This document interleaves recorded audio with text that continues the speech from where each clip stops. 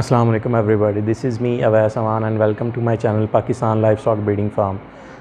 आज फिर मैं एक बहुत ही सेंसिटिव और इम्पोर्टेंट मसले पे बात डिस्कस करने के लिए आप लोगों के सामने हाज़िर हुआ हूँ। और ये जो मसला है इसकी वजह से इंसान एक्चुअली थोड़ी सी लापरवाही बरतता है और फिर जो नुकसान है वो बहुत बड़ा और देर पा उठाना पड़ता है, और ऐसा नुकसान उठाना पड़ता है कि फिर इंसान वो कहता है ना कि कमर टूटने वाली बात, वो वाली बात बिल्कुल फिट आती है। तो आज का जो हमारा टॉपिक है वो ये है कि वैक्सीन जो ऑस्ट्रालोर्प और लाइट सुसेक्स और जितनी भी लेयर की फार्मिंग हो रही है उसके लिए हमने वैक्सीन कौन सी करनी है और प्रॉपर शेड्यूल क्या है वैक्सीन करने का। तो वीडियो स्टार्ट करने से पहले मैं आप सब दोस्तों से, भाइयों से रिक्वेस्ट करूंगा कि जिसने अभी तक चैनल को सब्सक्राइब नहीं किया काइंडली सब्सक्राइब कर लें, ताकि आने वाली हर नई वीडियो आपको टाइम पे मिले, ताकि आप उस वीडियो से टाइम पे फ़ायदा उठा सकें। तो वीडियोस को शेयर भी कर दिया करें ताकि दूसरे लोगों का भला भी हो सके। तो अब हम टॉपिक की तरफ आते हैं कि इस टॉपिक में बेसिकली हम डिस्कस करेंगे कि पहले के वैक्सीन होती क्या है, सेकेंडली वैक्सीन करने के फ़ायदे और नुकसान क्या हैं, और थर्डली के ऑस्ट्रालोर्प और लाइट सुसेक्स जो आजकल ट्रेंडिंग में ब्रीड्स हैं उन लेयर ब्रीड्स की हम कौन कौन सी वैक्सीन करें और किस किस टाइम पे करें। तो पहले तो ये कि वैक्सीन है क्या। वैक्सीन एक्चुअली ये उसी बीमारी के, जिस बीमारी के अगेंस्ट आप वैक्सीन कर रहे होते हैं, ये उसी बीमारी के लाइव या डेड छोटे छोटे जर्म्स होते हैं, जरासीम होते हैं जो कि बहुत वीक होते हैं। और वैक्सीन करने का बेसिक पर्पज़ क्या होता है कि हम जब हम इस वैक्सीन को अंदर इंजेक्ट करते हैं या पिलाते हैं तो वो जो लाइव या डेड जर्म्स होते हैं, जरासीम होते हैं जो कि वीक होते हैं, वो परिंदे की बॉडी के अंदर चले जाते हैं। और वो इतने वीक होते हैं कि वो थोड़ी बहुत स्ट्रेस देते हैं परिंदे को, लेकिन इतना ज़्यादा बीमार नहीं करते। फ़ायदा उसका ये होता है कि आपका परिंदा जो होता है उस बीमारी के ख़िलाफ़ जो कमज़ोर जरासीम होते हैं उनके ख़िलाफ़ अपना सेल्फ़ डिफेंस सिस्टम, अपनी इम्यूनिटी स्ट्रॉन्ग करना शुरू कर देता है एंटीबॉडीज़ बना के। एंटीबॉडीज़ क्या करती हैं? एंटीबॉडीज़ बेसिकली हमारे जिस्म के गार्ड्स होते हैं, जिनको आप गार्ड्स कह लें, या एक फ़ोर्स होती है, एक फ़ौज होती है जो कि आने वाली बीमारी को के हमले को रोकती है और उस बीमारी के जरासीम को किल करती है। अब जब ये वैक्सीन के कमज़ोर जरासीम अंदर एंटर हुए, हमारे जिस्म ने फ़ौरी तौर पे उस बीमारी के ख़िलाफ़ एंटीबॉडीज़ बनानी स्टार्ट कर दी, एक फ़ोर्स बनानी स्टार्ट कर दी, एक फ़ौज बनानी स्टार्ट कर दी।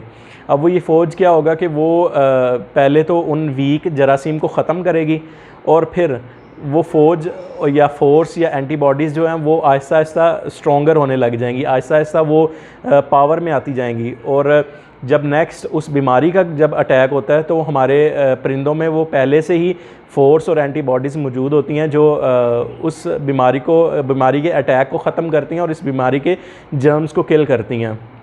तो बेसिकली ये थी वैक्सीन की थोड़ी सी डिटेल कि वैक्सीन होती क्या है और करते किस लिए हैं। अब हम देखते हैं कि वैक्सीन के फ़ायदे क्या हैं।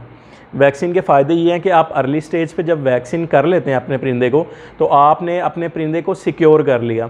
वैक्सीन, याद रखें कि वैक्सीन अगर आप बीमारी आने से पहले कर लेते हैं और प्रॉपर टाइम पे करते हैं और प्रॉपर तरीके के साथ करते हैं तो वैक्सीन से कोई परिंदा मरता नहीं है, कोई नुकसान नहीं होता। लेकिन उसका फ़ायदा ये होता है कि नेक्स्ट जब वो बीमारी आती है, सपोज़ जैसे अब रानीखेत की बीमारी आई, न्यूकासल डिज़ीज़ आई, तो उसमें ये था कि जिन लोगों ने रिसेंटली वैक्सीन की हुई थी उनमें उनके परिंदों में वो एंटीबॉडीज़ स्ट्रॉन्ग थी, एंटीबॉडीज़ बनी हुई थी, इसलिए वो परिंदे सर्वाइव कर गए।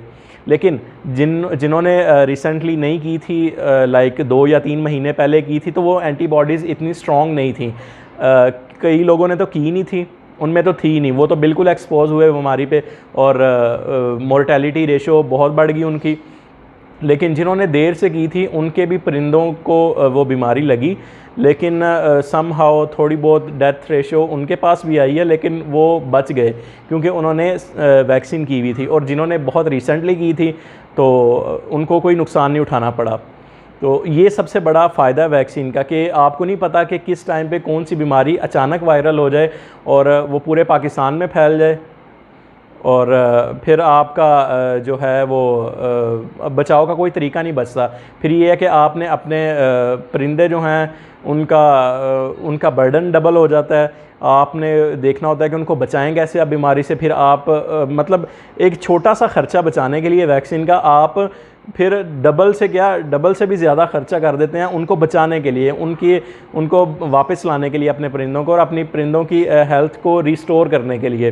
तो काइंडली जो लोग वैक्सीन में एहतियात नहीं बरतते वो एहतियात बरतना शुरू कर दें और वैक्सीन लाजमी किया करें। तो ये छोटी सी वीडियो थी जिसमें मैंने बताया कि वैक्सीन होती क्या है, वैक्सीन करना क्यों ज़रूरी होती है और वैक्सीन के फ़ायदे क्या हैं। अब डिस्कस करते हैं कि वैक्सीन का प्रॉपर शेड्यूल क्या है।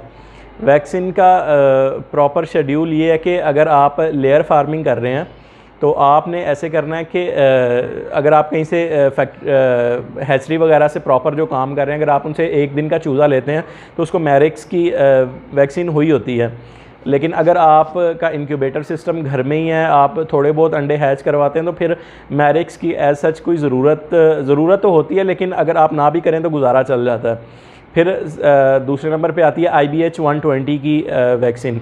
IBH-120 जो है वो इन्फेक्शियस ब्रोंकाइटिस के लिए है, जिसमें ये सांस की नाली में पस पड़ जाती है, रेशा पड़ जाता है, और ये भी एक वायरल डिज़ीज़ है जो गंदगी से आती है, मौसम की तब्दीलियों से आती है। तो इसमें ये मैं आपके स्क्रीन पे चला भी देता हूँ, IB की वैक्सीन की जो है वो तस्वीर वगैरह पिक्चर रख देता हूँ कि कौन सी होती है। आप वो कर लें 5 दिन की एज के दरमियान, 1 दिन से लेके 5 दिन की, लेकिन मैं रिकमेंड करूँगा कि आप चौथे से 5वें दिन करें। उसके बाद आपने 8वें से 9वें दिन करनी है NDIB की। उसके बाद 14-15 दिन पे आपने करनी है ND लसोटा की, और फिर 21वें 22वें दिन या 23वें दिन आपने करनी है गम्बोरो की। फिर आपने गैप देना है, गैप इतना देना है कि 40-45 दिन का गैप दे देना है। उसके बाद आप फाउल पॉक्स की वैक्सीन कर लें उन्हें। उसके बाद जब ये एक शेड्यूल कंप्लीट हो जाए पूरा, जब आपका ये एक पीरियड, एक साइकिल कंप्लीट हो जाए इन वैक्सीन्स का, उसके बाद आपने हर मंथ आपने 1 महीने आपने करनी है NDIB की, और सेकंड मंथ आपने करनी है ND लसोटा की। आप हार्ड एंड फास्ट कोई ऐसा रूल नहीं है कि आपने पूरा 1 महीना ही रखना है। आप इसको 35 से 45 दिन पे भी लेके जा सकते हैं कि 40-45 दिन बाद आपने एक NDIB की कर दी, उसके बाद 40-45 दिन बाद आपने ND लसोटा की कर दी। तो इंशाल्लाह आप इस शेड्यूल को फॉलो करें, बहुत ज़्यादा फ़ायदा होगा, आपके परिंदे सेव रहेंगे, आप किसी बड़े नुकसान से बच सकेंगे। और काइंडली वीडियो को लाइक करें और ज़्यादा से ज़्यादा शेयर करें ताकि ज़्यादा लोगों का फ़ायदा हो सके। और जितने भी हमारे न्यू फार्मर हैं, पुराने फार्मर हैं, जो भी हैं, छोटे लेवल पे काम कर रहे हैं या बड़े लेवल पे काम कर रहे हैं, उनको नुकसान से बचाया जा सके। तो ये आज की वीडियो थी, और अपना ख्याल रखें, अपने परिंदों का ख्याल रखें, और मुझे दुआओं में याद रखिएगा। अल्लाह हाफ़िज़, थैंक यू।